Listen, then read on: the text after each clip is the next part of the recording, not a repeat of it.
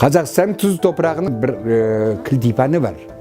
Мына бұрынғы Совет одағының территориясы бар емес па? Бүтіндей Совет одағының территориясындағы тұзды топырақтарды 100% деп алсақ, соның 70% Қазақстанда. Білдіңіз ба? Жаңа сортаң кебір, соның 70% ол шақы кеткен жоқ. Социализм бітті дегенмен ол өзгеріп кеткен жоқ.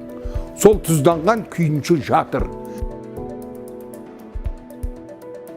Ал біз болсақ жаңағы, енді ол тарихы зертханалық, лабораторный жұмыс, вегетационный опыттар, вегетациялық, полевой, далалық, мелкіде, кішкентай делянка, 360 нұсқалары бар. Содан бірақ нұсқаны ұстап қалдық қой.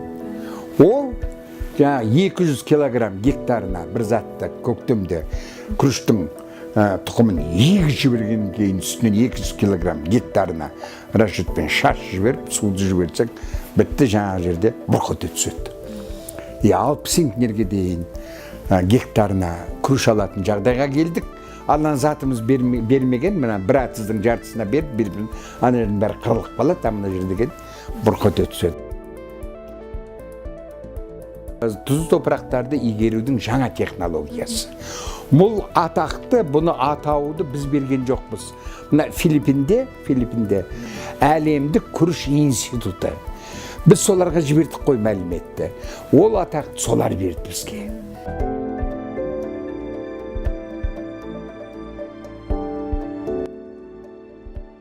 Жапондарын қаптап жүр, корейстерін қаптап, қытайларға астап жүр.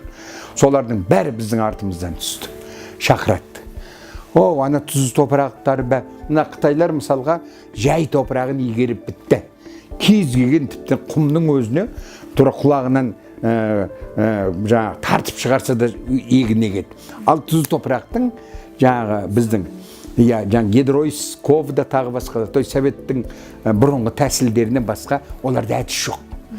Жаңағыдай албай, гипс, фосфогипс қосатты, 4 жылдан 7 жылдан жуып, тұзын кетіріп, соңғы ине кетті.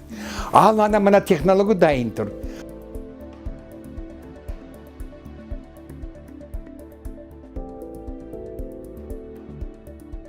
Боровский деген академиктің басқаруымен 380 адам осы тұзды топырақты зерттеді. Солардың зерттеген нәтижесінің бәрі бар қазір. Жатыр, монография күйінде, архив күйінде, тағы бар, соның бәрін көтеру керек қазір. Бәрі дайын. Ана мысалға сортаң дейді. Оның типше, түрше дейді. Соның әр қайсысына жасалған мелиорациялық тәсілдер бәр жазылып кеткен. Тек архивті көтеру керек. Қазіргі жастардың ендігі міндеті жер шаруашылығындағы мелиорация туралы. Ата-бабаның бізге беріп кеткен жерін қазір тұзды топырақтың ракпен ауырып жатыр. Рак ауруымен ауырып жатыр. Соның емін табу керек жастар. Білдіңіз ба? Жуымаяқ, шаймаяқ, шығын шығармаяқ, біз сияқты кезіндегі. Мен тек қана күріш топырағын ғана зерттедім ғой. Бұлар бидайды зерттесін.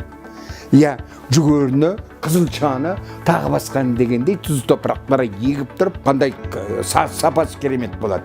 Мына тұзды топырақта егін егіннің өнімінің сапасы керемет болады.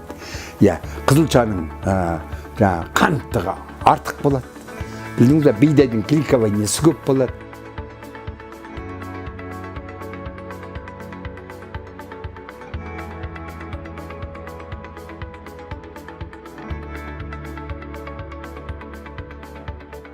Ал енді биологияда заң бар. Әрбір ландшафттың өзіне тән дақыл болу керек. Білдіңіз ба? Мына ландшафтта өсіп отырған дақыл, мына ландшафтта өскенменен де төмен өнім береді. Бір сөзбен айтқанда, ландшафт пен дақылдың арасындағы сүйіспеншілік, махаббатты іздеуіміз керек.